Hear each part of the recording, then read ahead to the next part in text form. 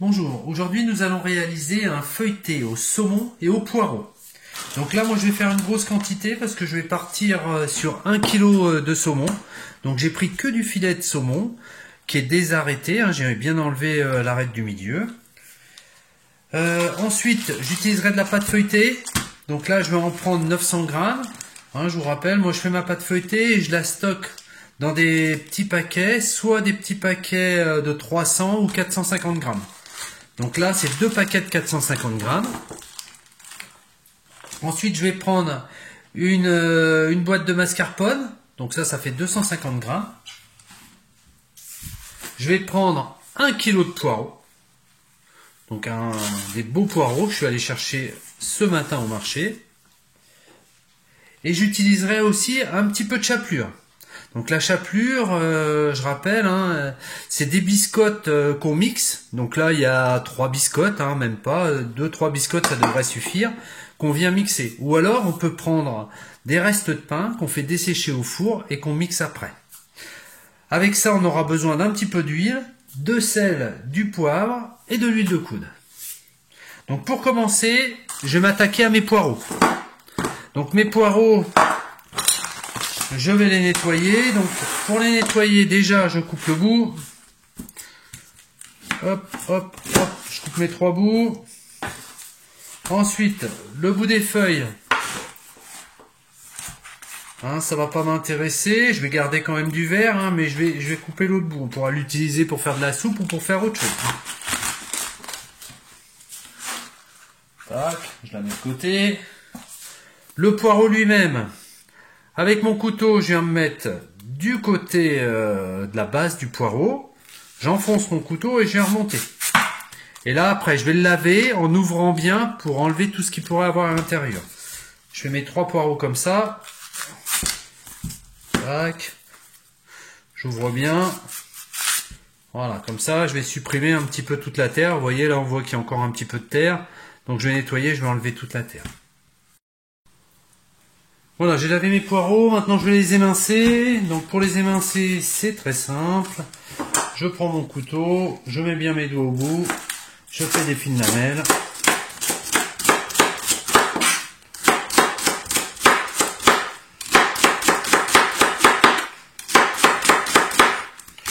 Je laisse pas traîner mes doigts, c'est mieux.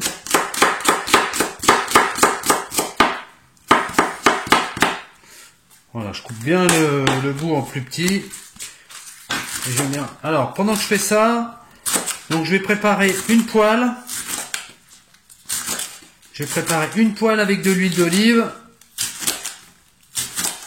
Alors, je m'arrête tout de suite, je prépare ma poêle. Le temps que je finisse mes 2 poireaux, normalement, ma poêle, elle sera chaude.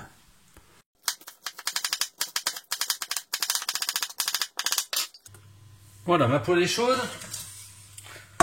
Les poireaux.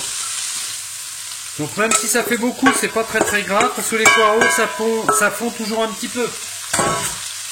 Donc là normalement à la fin on devrait être bien. Donc je les remue régulièrement.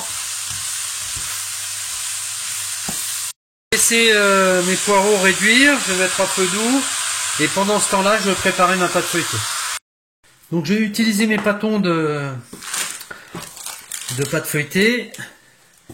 Donc mes pâtons de pâte feuilletée, je les conditionne à 5 tours. Donc il faut que je fasse mon 6e tour. Hop, je fleure mon plan de travail.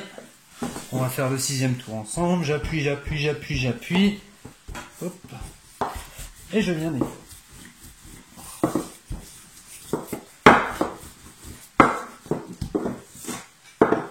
Je le replie, j'étale bien. Voilà, j'ai fait mon tour. Je fais pareil avec mon 2e morceau. Les poireaux sont bien réduits. Voilà, c'est pas mal. Ça a été divisé quasiment par 2. Donc maintenant, je vais rajouter mon mascarpone et je vais assaisonner en sel et en poivre. Allez, hop, je vide tout mon pot de mascarpone. Je mélange bien ensemble. Voilà, que ça fonde un peu. Voilà, j'ajoute mon sel et mon poivre. On sale pas avant que ça ait réduit. Sinon, c'est vraiment pas les mêmes notions d'assaisonnement. Il faudra bien assaisonner parce que la mascarpone, c'est assez fade. Même si ça a un goût de crème assez prononcé. Et les poireaux, pareil, hein, ça a besoin d'assaisonnement.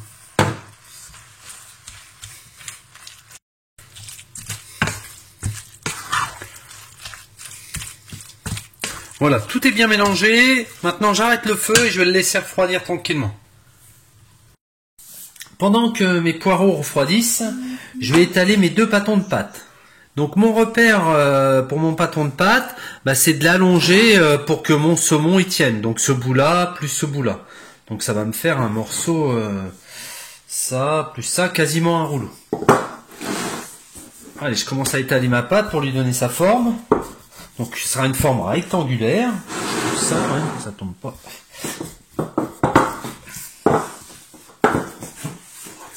Voilà, je regarde avec mes doigts l'épaisseur du feuilletage. Faut que ce soit quand même régulier partout. Et je vais essayer de faire un tout petit peu plus grand. L'excédent, ça nous servira à faire le décor. Voilà, donc la largeur, la longueur, je ne dois pas être mal. Je vais lui donner un petit peu de largeur.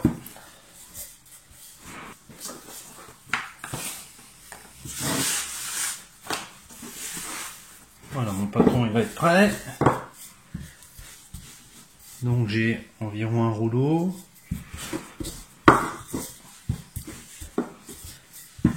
Voilà. Donc je le mets de côté et je vais faire pareil avec mon deuxième patron.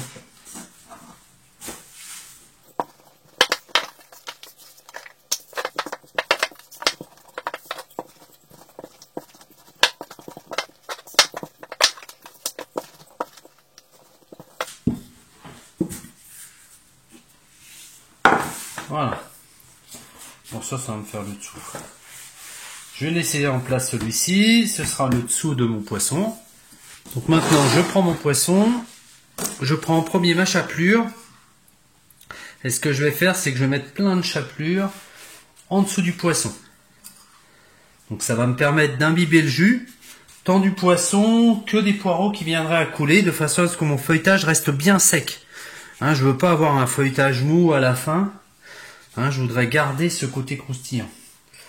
Donc j'étale bien, voilà, je mets mon poisson.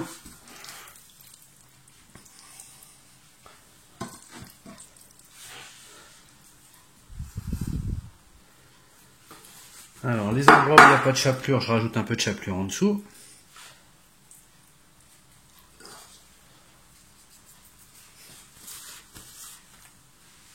Un morceau de saumon, donc là je vais assaisonner mon saumon.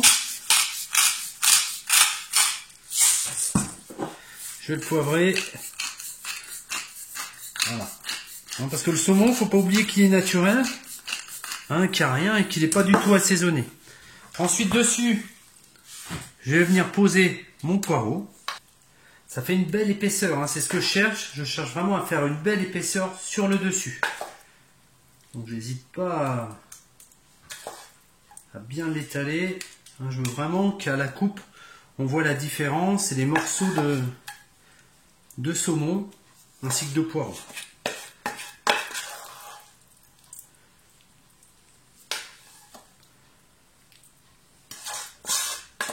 Là j'avais un bon kilo, voire peut-être un poil plus de poireaux, tout a été mis dedans. Avec le mascarpone.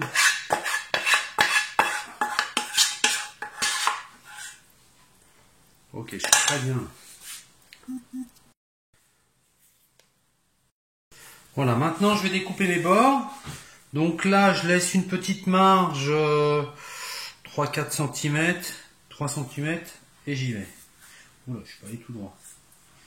Voilà. Donc moi, je ne pourrais pas abîmer mon plan de travail. Je prends une corne à l'envers. Ça reste le truc le plus facile. Sinon, je prends un couteau que je mets à l'envers.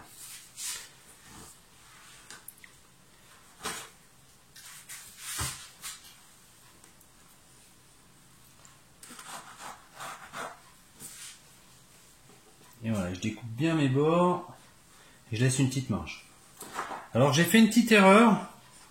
hein. Ça aurait été plus sage de mettre un papier cuisson en dessous de mon saumon, parce que du coup je vais m'embêter un petit peu plus à l'enlever.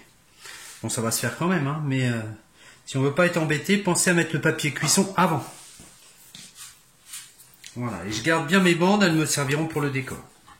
Ensuite, je vais coller. Donc pour coller, soit on prend un pinceau avec de l'eau, soit avec de la dorure. L'eau colle mieux que la dorure. Ah, mais moi je mets tout le temps de la dorure quand même.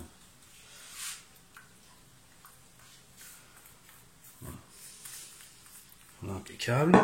Ensuite je prends mon deuxième morceau de pâte que je vais mettre dessus.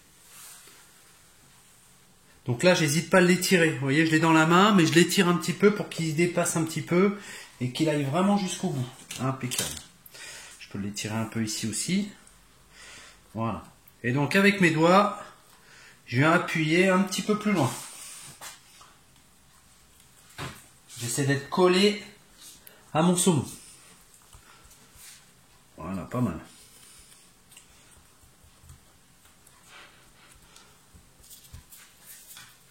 Maintenant que je suis collé à mon saumon, même principe. Je vais couper tout ce qui déborde pour faire une coupe assez droite. Fais attention à bien enfoncer ma pâte à l'intérieur, hein. Il y a un petit peu moins de chute sur les bouts normalement. Voilà.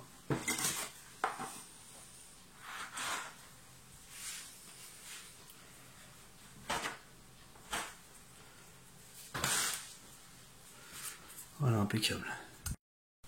On va essayer de récupérer mon erreur ensemble. Donc je prends mon papier cuisson, donc je prends une grande spatule ou quelque chose qui peut servir. Je décolle un peu mes bords. Donc je vais y aller vraiment délicatement. Je décale mes bords de deux côtés. Voilà, hop. J'essaie de prendre le plus au milieu et je le mets sur mon papier. Ouf. Voilà. Surtout que j'avais un gros morceau. Donc si je me plante, hein, je le déplace. Enfin, si je ne l'ai pas mis sur un papier, je pense à le déplacer avant d'avoir mis ma dorure. Donc là, j'ai bien enfoncé mes bords. Maintenant, je vais le dorer. Donc la dorure, c'est toujours le même principe. Je mets un jaune d'œuf avec du lait. Et là, j'ai un badigeonné. Je suis généreux. Voilà. Voilà, impeccable. Ensuite, je prends un couteau et premièrement, je vais bien enfoncer les bords. Donc mon couteau, je mets la lame vers le bas et j'enfonce bien pour être sûr que ça ne bouge pas.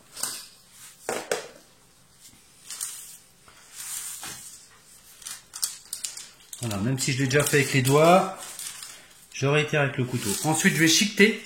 Donc avec mon couteau, je pousse vers l'intérieur ma pâte.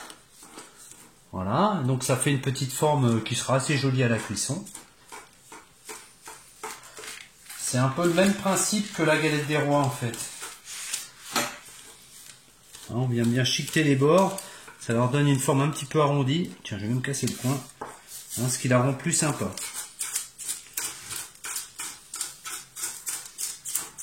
Ok, impeccable.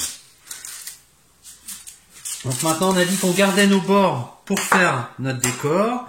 Donc je vais récupérer mes petites bandes. Donc je vais voir ce que j'ai en bande. Donc j'en ai une là. Une autre là. Voilà. Et une toute petite là. Ouais, on va pouvoir l'utiliser aussi. Impeccable. Et j'ai quoi, un petit bout là. Donc mes bandes, je regarde l'épaisseur. Donc ça c'est assez épais. Je vais la couper. Donc je vais prendre l'arrière de mon couteau pour pas abîmer la table. Je vais faire une belle bande, je la coupe en deux au milieu.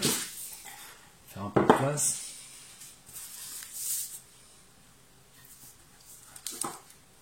Ensuite ma bande, je vais la mettre en diagonale. Et je vais la couper à la taille. Tac. Un petit peu plus loin, je vais faire la même chose, en diagonale, et je vais la couper à la taille. Donc j'essaie de garder à peu près le même écart. Donc il y a 3 de mes doigts, hein, ce qui est assez énorme quand même.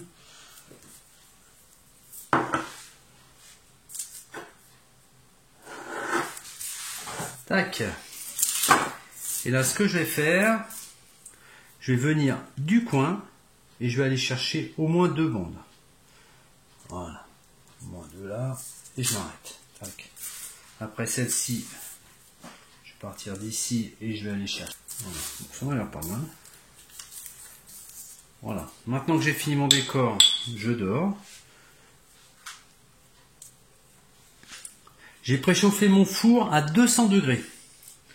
Donc si ça n'a pas été fait ou si le four il n'est pas encore à température, ce qu'on fait, qui sera même une très très bonne idée, c'est qu'on met notre feuilleté au frigo. Hein, ça va lui permettre de durcir un petit peu et à la cuisson ça devrait être encore mieux.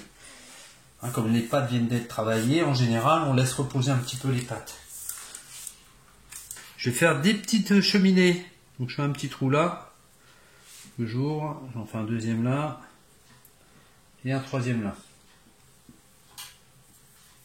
Donc ça va éviter, s'il y a trop de pression, que ça éclate, ça sortira par ma petite cheminée. Je vais laisser se reposer mon feuilletage 20 bonnes minutes. Donc là, ma dorure est sèche, je vais la dorer une deuxième fois. Hein, tous les produits que je fais, je les dore en général 2 fois, ce qui fait quand même une couleur beaucoup plus belle. C'est beaucoup plus brillant. Hein, c'est bien mieux. Donc je le dore tout de suite avant de l'enfourner. Voilà, impeccable. J'ai tout doré. Donc maintenant je l'enfourne au four. Donc j'ai un four que j'ai chauffé à 200 degrés. Et je suis parti pour 35 minutes minimum. Voilà, mon feuilleté est cuit. Donc ça a été un petit peu plus long. Hein. Ça m'a pris 45 minutes à 200 degrés pour une cuisson complète. Donc l'idée de ma cuisson, c'est d'avoir vraiment cette teinte-là. Hein, cette couleur, un feuilleté bien coloré, avec un bout de feuilletage qui a monté. Je vais prendre des torchons, sinon je vais me cramer. Hein, du coup, on a un bon feuilletage, rien n'est sorti, rien n'a débordé, ni d'un côté ni de l'autre. Voilà. Donc là, je vais le mettre sur plat et je vais pouvoir le détailler pour le déguster.